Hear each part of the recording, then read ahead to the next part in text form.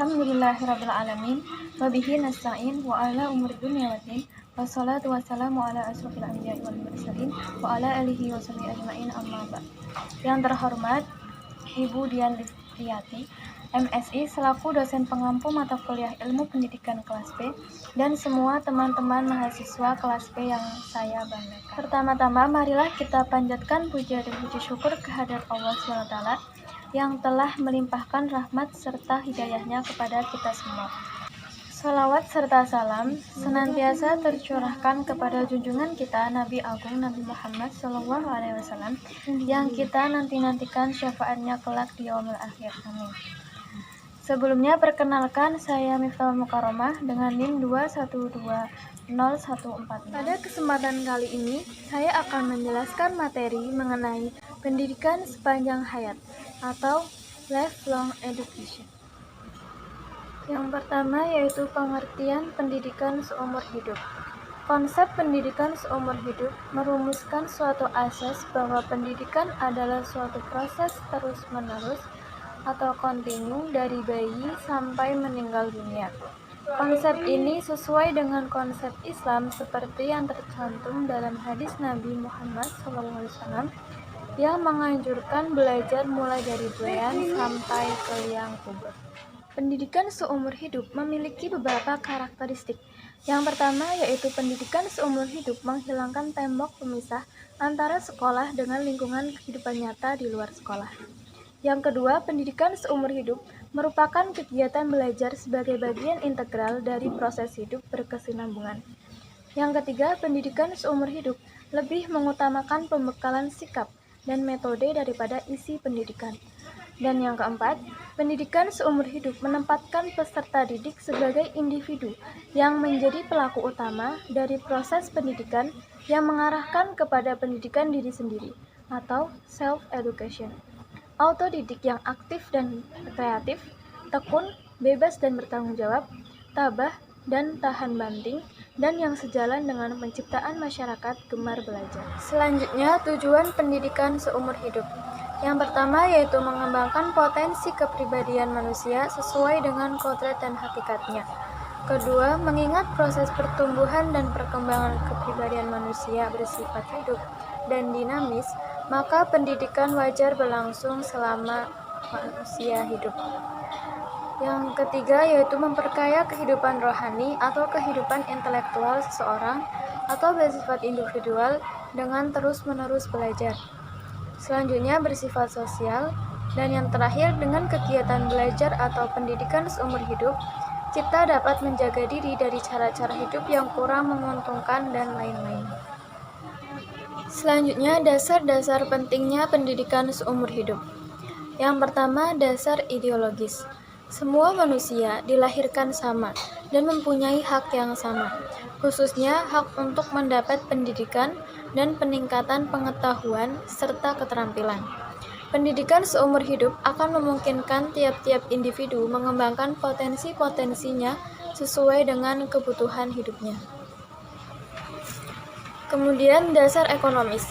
Salah satu cara keluar dari lingkaran kebodohan dan kemelaratan ialah dengan pendidikan seumur hidup. Salah satunya dengan cara meningkatkan produktivitasnya.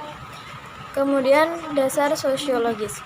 Pendidikan seumur hidup merupakan solusi untuk para orang tua yang kurang menyadari pentingnya pendidikan sekolah bagi anak-anaknya yang merasa kurang mendapatkan pendidikan sekolah, putus sekolah, atau tidak bersekolah sama sekali. Kemudian dasar politis. Pendidikan seumur hidup berfungsi sebagai pendidikan kewarganegaraan perlu diberikan setiap warga negara. Selanjutnya teknologis. Dengan majunya ilmu pengetahuan dan teknologi, para pemimpin, teknisi, guru, dan sarjana dari berbagai disiplin ilmu harus menyesuaikan perkembangan ilmu dan teknologi untuk menambah pengetahuan serta keterampilannya. Yang terakhir, dasar psikologis dan pedagogis. Perkembangan ilmu dan teknologi makin luas dan kompleks, maka semua itu perlu diciptakan lifelong education untuk mengetahui bagaimana mengajar, cara belajar, menambah motivasi, dan memberi keterampilan. Pendidikan seumur hidup dalam Islam. Hakikat manusia. Menurut Karl Jaspers, Manusia adalah makhluk unik, serba meliputi, sangat terbuka, punya potensi yang agung, tapi sekaligus menjadi bahaya besar bagi dunia. Maka wajib didik atas manusia. Pendidikan atas diri manusia merupakan sebuah kewajiban, mengingat tugas dan perannya sebagai khalifah dan sebagai Abdullah yang tugas utamanya adalah menata dan memakmurkan bumi melalui potensi yang ia miliki. Jadi, konsep pendidikan seumur hidup yang dimaksudkan dalam Islam ialah menekankan pada proses berkesinambungan atau prinsip kontinuitas dan holistik dalam pengembangan pribadi seseorang yang tujuan akhirnya tidak lain untuk kebahagiaan dunia akhirat, dilakukan sejak dari buayan hingga liang lahat. Materi yang selanjutnya yaitu prinsip pendidikan seumur hidup. Prinsip pendidikan seumur hidup diantaranya yaitu pengenalan ragam yang luas tentang pola-pola belajar, tidak kurang efisien, relevan, dan dapat dikerjakan dengan mudah. Kedua, kesadaran substansial dan peranan yang meningkat yang dimainkan peserta didik itu sendiri dalam proses mendengarkan. Yang ketiga, penerimaan terhadap bahwa ketika belajar terjadi melalui layanan non-formal. 4. Pendidikan pada fleksibilitas dan adaptabilitas sekarang diperlukan di dalam struktur, isi, dan operasi layanan-layanan belajar. Kelima, tuntutan terhadap artikulasi dan koordinasi antara agen-agen pendidikan yang beragam kemana setiap individu itu diekspos dalam gelar yang beragam di sepanjang hayatnya. Kemudian desakan bahwa layanan-layanan pendidikan dikaitkan erat dengan masyarakat. Dan yang terakhir, pengakuan terhadap pendidikan dan pembelajaran sebagai hak yang tidak boleh ditolak. Selanjutnya, implikasi konsep pendidikan seumur hidup pada program-program pendidikan. Yang pertama, pendidikan baca tulis fungsional. Yang kedua, pendidikan vokasional.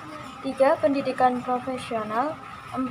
Pendidikan kewarganegaraan dan kedewasaan politik. Dan 5. Pendidikan kultural dan pengisian waktu luang. Penjelasan mengenai implikasi dari pendidikan seumur hidup diantaranya 1. Pendidikan baca tulis fungsional. Dari segi implementasinya, program baca tulis merupakan cara paling murah dan praktis untuk mendapatkan dan menyebarkan pengetahuan. Berbagai pengetahuan baru dapat diperoleh dari bahan bacaan. Yang kedua, pendidikan vokasional. Program pendidikan vokasional merupakan salah satu program yang penting dalam rangka pendidikan seumur hidup. Pendidikan vokasional hadir untuk memberikan bekal kepada para peserta didik agar menjadi tenaga kerja yang produktif. Kemudian pendidikan profesional. Pendidikan profesional diciptakan untuk mewadahi kebutuhan kaum profesional yang harus selalu bisa mengikuti kemajuan dan perubahan sehingga mampu menghadapi berbagai macam tantangan yang ada. Yang keempat, pendidikan kewarganegaraan dan kedewasaan politik.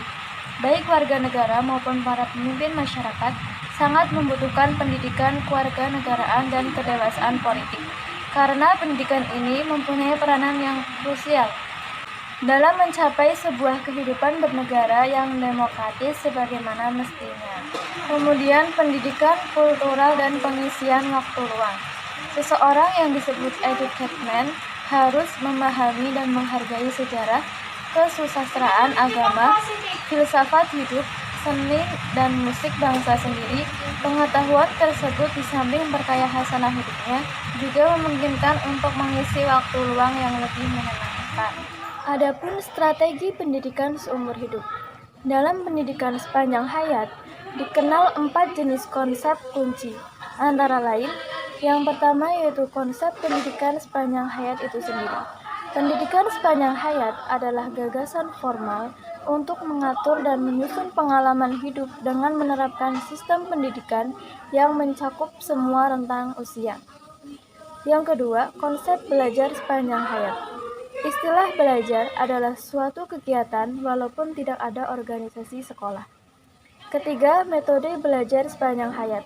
Keberadaan sistem pendidikan berfungsi untuk membantu manusia dalam belajar menyesuaikan diri dengan lingkungannya sepanjang hayat. Dan yang terakhir, kurikulum yang membantu pendidikan sepanjang hayat. Konsep pendidikan sepanjang hayat memerlukan kurikulum yang praktis agar tujuan pendidikan dapat tercapai dan prinsip-prinsip pendidikan sepanjang hayat dapat dilaksanakan. Demikian materi yang dapat saya sampaikan mengenai pendidikan seumur hidup. Kurang lebihnya mohon maaf.